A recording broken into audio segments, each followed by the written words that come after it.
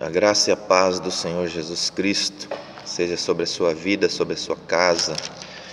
Hoje eu gostaria de falar sobre predestinação. Para que fomos predestinados? A Bíblia fala sobre predestinação e a Bíblia fala para que fomos predestinados. Existem muitos debates a respeito da predestinação. E o que a Bíblia diz a respeito disso? Para que nós fomos predestinados? Se você fizer essa pergunta a um calvinista, ele vai responder que nós fomos predestinados à salvação. O arminianista também vai dizer a mesma coisa, né? Vai ter outros argumentos, vai apresentar de uma outra forma, mas o arminianista também vai dizer que nós fomos predestinados à salvação. Então, se você pergunta a um calvinista e um arminianista, eles sempre vão ligar a predestinação à salvação. Tanto é que nos debates, nos canais de televisão, esse tema é apresentado e o debate gira em torno da salvação do homem. Fomos predestinados à salvação.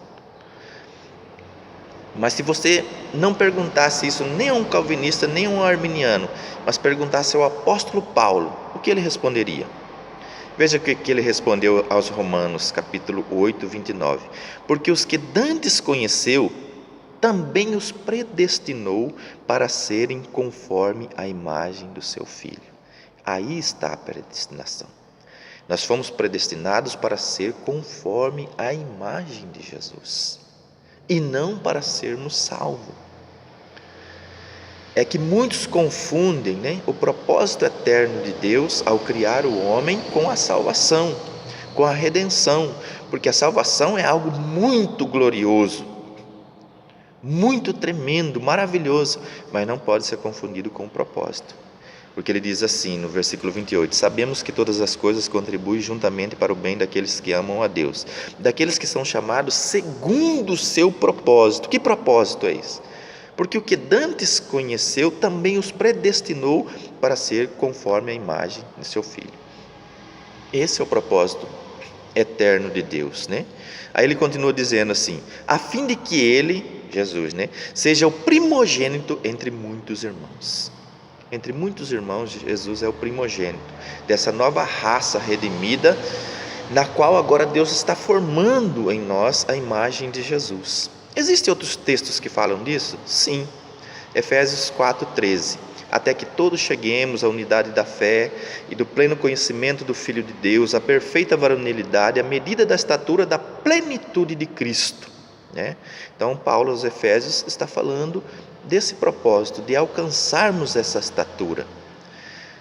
Mas é só aí que ele fala? Não, 2 Coríntios 3,18.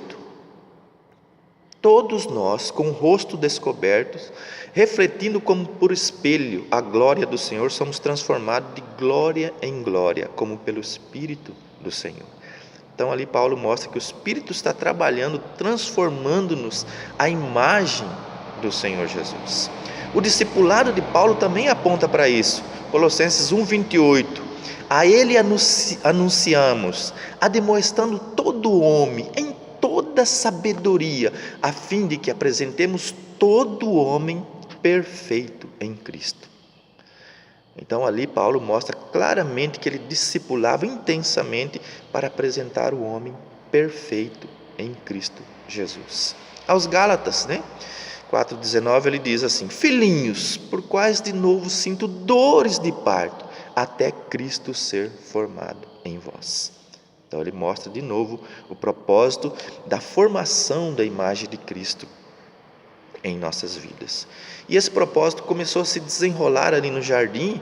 Você vê claramente, façamos o homem à nossa imagem, conforme a nossa semelhança.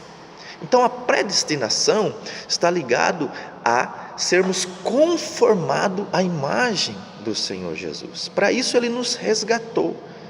Aí você pode argumentar, mas são termos intercambiáveis. essa conformação à imagem de Jesus e a salvação. Não é. Por quê? Porque Paulo está falando a pessoas salvas. Quando ele escreveu aos Efésios, está falando a pessoas salvas. A Coríntios, ele também está se referindo a pessoas salvas. Aos Colossenses, ele está falando de pessoas salvas. Então não são termos intercambiáveis. Em 2 Timóteo 1:9, 2 Timóteo capítulo 1, versículo 9, Paulo diz assim: que nos salvou e chamou com santa vocação. Vê que ele não diz que nos chamou para salvar, ele diz que nos salvou e chamou com santa vocação. Não segundo as nossas obras, mas segundo o seu próprio propósito e graça que foi dado em Cristo Jesus antes dos séculos, ou antes dos tempos eternos. Deus já tinha esse propósito de ter uma família de muitos filhos à semelhança de Jesus Cristo, né? Por isso que fala que ele é o primogênito entre muitos irmãos. Então a predestinação é para isso, para sermos conformados à imagem de Jesus. Isso antes da fundação do mundo está estabelecido, mas o homem caiu. Então Jesus vem para resgatar, salvar o homem e reconduzir a esse propósito.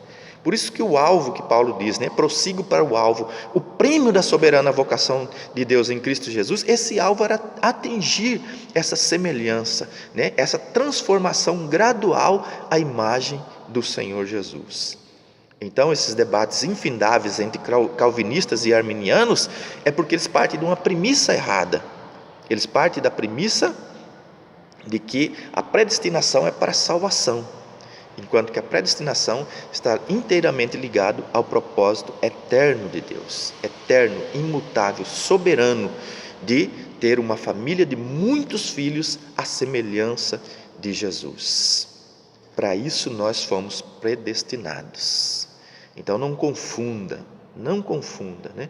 A redenção com o propósito eterno de Deus. Somos redimidos, somos resgatados para ser reconduzido ao propósito eterno de Deus. Essa é a nossa predestinação. Amém? Que Deus abençoe a sua vida, que o Espírito Santo ilumine o seu coração para o entendimento das verdades contidas nas Escrituras. Em nome de Jesus. Amém.